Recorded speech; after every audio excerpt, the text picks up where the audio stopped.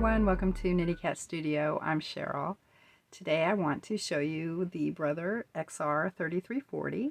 So don't be afraid. There's a lot of beginners that are a little bit afraid of computerized sewing machines, but I'm here to show you a little bit about this one. And so let's go over there and check it out. Here we are. This is the Brother XR-3340. As you can see, hopefully the lighting's good enough here. It does have like a lot of stitches. There's a lot this machine can do. And if you like to quilt, etc. This little free arm comes out. You can put a bigger table, a wider table on it, back in, and then just pull this, and then you have the storage here for your extra feet, extra parts, that type of stuff.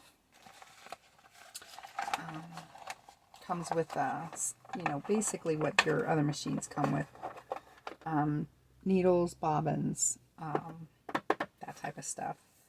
And of course your feet. When you need to fill the bobbin, it's very similar to a lot of other machines. There isn't anything unusual about it. As you hear up top how to thread.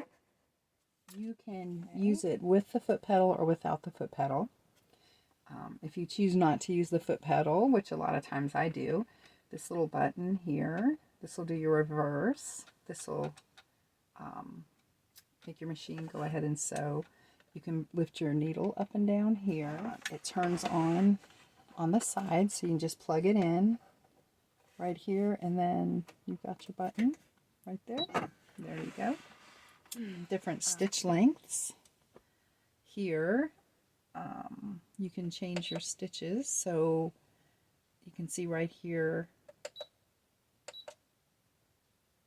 on the panel here, that's going to tell you, so I'm like at stitch 3 here. It tells you what size or letter, I guess the feet have letters, so you can identify them.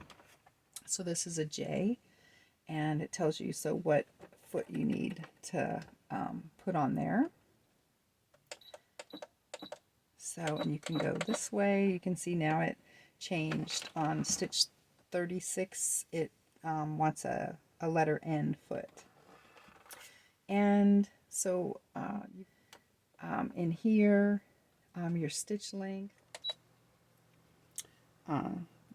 If I'm sewing something maybe a little heavier, I want to make sure that I have the correct needle in there for the size needle for my fabric, but I also can change here to accommodate the stitches so they're not too tight or too loose. And don't get scared because it is a lot, and I haven't even messed with this myself, so don't get overwhelmed.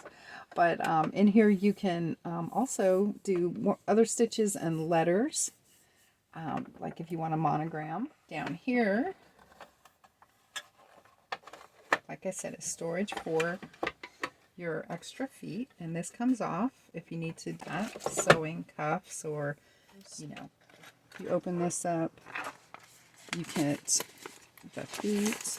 So for example, this foot is a letter, looks like G. Okay, and then I've got an N here, so you've got for a button to make a buttonholes, etc. It comes with some needles.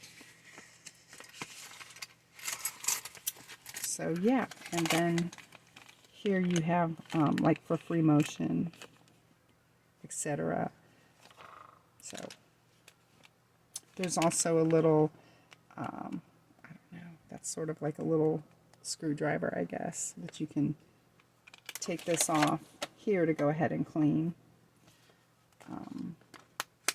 or get under there and clean really well where your bobbin case is.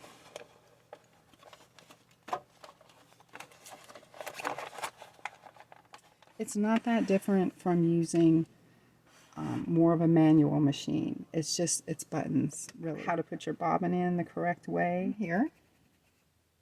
And so there's that. You just kind of pull this to the side here, and it lifts out the top. You can take your bobbin in and out. It's a good little machine. It's not tough to use. Let's see, I was working on some denim. Alright, so I have a little bit of denim because in here I have a denim needle. So I have a size 16, and that's another thing. You want to make sure that whatever you're working on, you're going to have the right size needle for the fabric. And so the larger the needle size, the heavier the fabric, the tougher the fabric.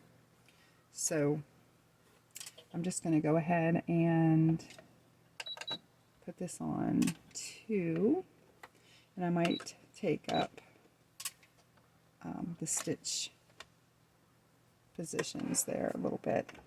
And then all I'm going to do is push this button, and here is my speed. So I can go really fast, I can go really slow. So here we go. We can kind of see what it's doing.